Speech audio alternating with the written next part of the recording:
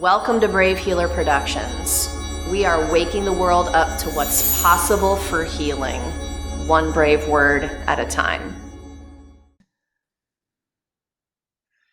Welcome and happy Poetry Month, everyone. I am Laura DeFranco, the CEO of Brave Healer Productions, where we have a mission to wake the world up to what's possible for healing, one brave word at a time. And I also happen to be the lead author of 100 Poems and Possibilities for Healing, where I gathered 30 of my fellow poets and asked them to share their brave words and poetry. Lisa Karasek is one of those author poets. Welcome, Lisa.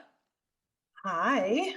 Thank you so much for doing this. I'm excited about this. We're celebrating all month, you guys, with the authors, the poets, having them really bring this to life by allowing you to hear it. It's one of my favorite things ever.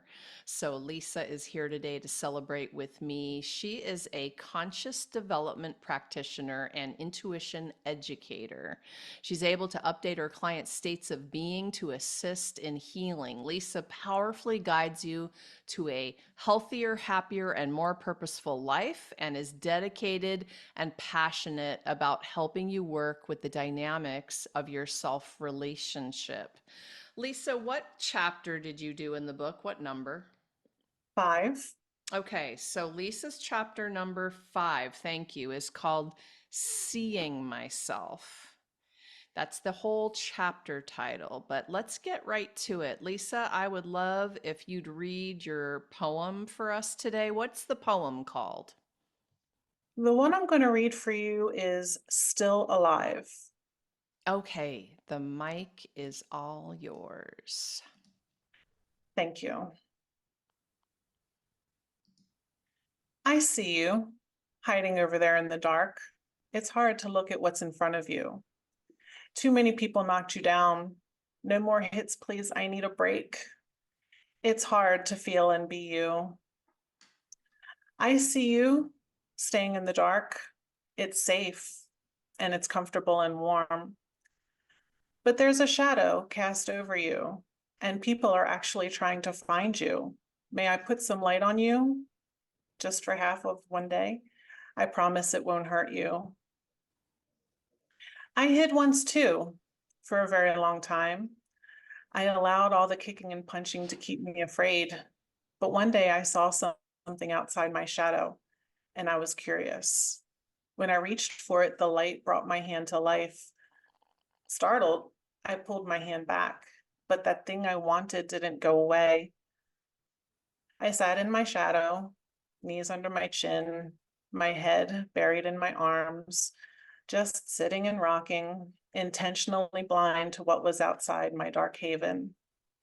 I wanted to live there, be holed up, numb and unrelated, but that thing I wanted wouldn't go away.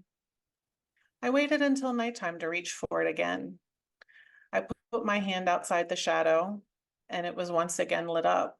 How? I wondered. So I put my hand out and pulled it back again multiple times. Every time alive and in the light despite the dark. I tried my other hand and both my hands, then my foot. Every time I saw my parts alive.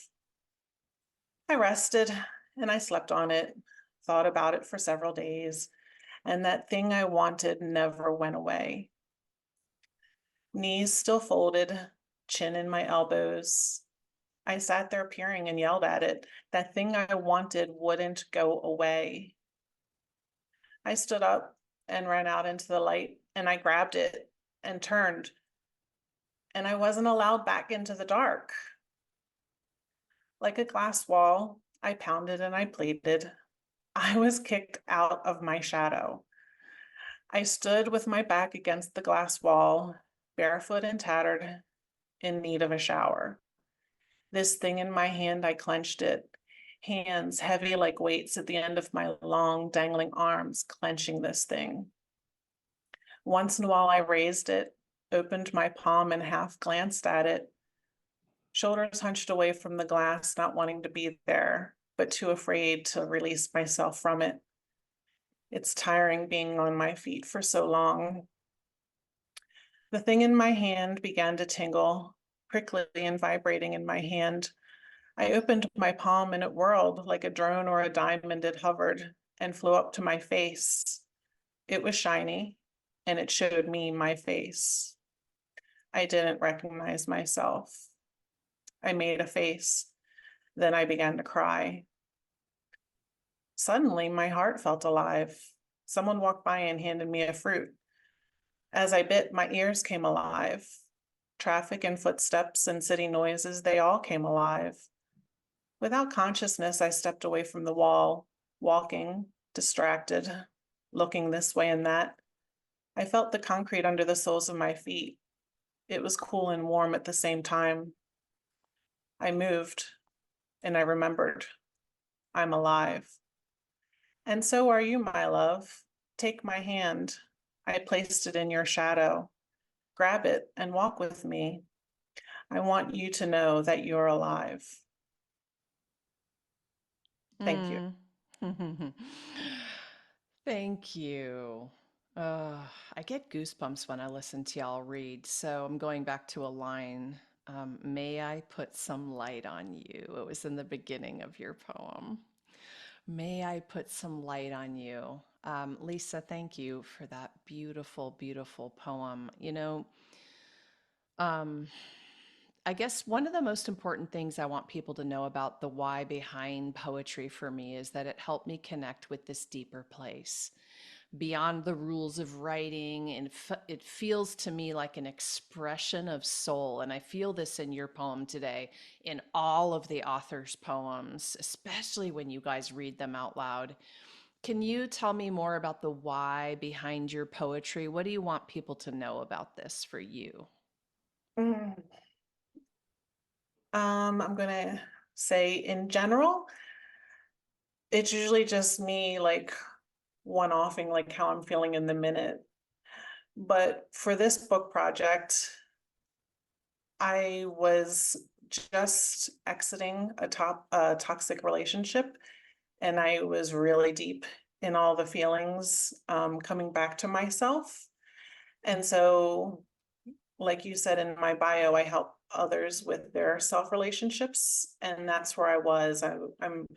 It's all about finding yourself and the support that you need, and how we all we're afraid to ask, and it's a comfortable place, and we're not sure if we're ready. And but I just really, it just, I don't know, one day it just kind of popped out. I was in that mood of I need to get through this, get over this, move past it, something. And I don't know, it just kind of happened. I think that's actually one of the favorite things I feel about poetry is we almost every poet has talked about it. We use poetry to move through hard things, to move through a healing process, and that expression is part of that process, which it takes some courage to share these out loud. So that's another big gratitude I feel for you and all of the poets.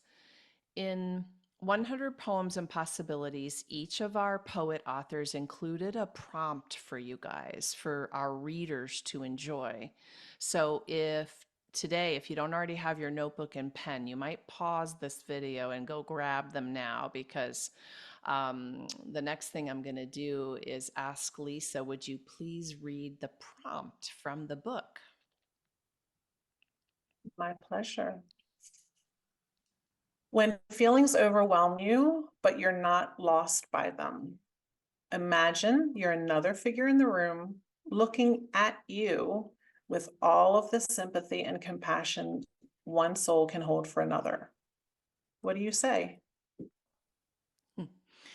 Such a great prompt. All right, listeners, it's your turn. Take some time to write on that prompt today. You might need to rewind and listen to it again, right? See what moves through you. This is the process that most all of our authors and poets use. And there's an invitation for you all today. If you have a poem that you'd like to share here on the podcast or maybe on our Warrior Love Facebook page, make sure to reach out to us. I've got some information down below about that. Lisa, thank you so much for what you do in the world, and thank you for being here today to help me celebrate Poetry Month. Oh, thank you. It's my pleasure. So, you guys, this is our book, but it is so much more than a book of poems. It's a generous community waiting for you to reach out. So, please drop down under the video here where I have our guest, Lisa Karasek, hooked up with her website, her links. You can explore everything that she is up to. And maybe you're ready to share your poetry or your brave words with the world in a bigger way. We're accepting applications for our next volume of this 100 poems project. So you're going to find information about that below as well. And lastly, remember, your words change the world when you're brave enough to share them. So it is time to be brave. See you next time, everyone. Thank you, Lisa. Thank you.